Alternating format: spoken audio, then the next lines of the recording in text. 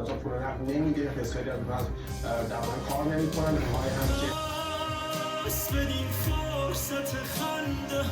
موضوعشون و این در شرایطی که ارزان عمومی در حال گران شدن هست، دسترسی به امکان تأمین مواد غذایی و کالاهای اساسی مانند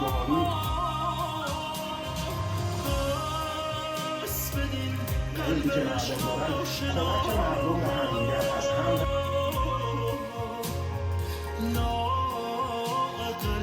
پس بدین گریه ها تلخ اما با هم نبودیم ما آدمای شهر حسودی خسته از کابوس رفتن دور از اون روزای روشن بی تفاوت زیر این سقف کبودی تلخ هم دیگه دریافت میکنه، مفهوم میکنه. نه حاجیشون هشداری هست قبل حمله و امروز ارتش اسرائیل هم هشداری صادر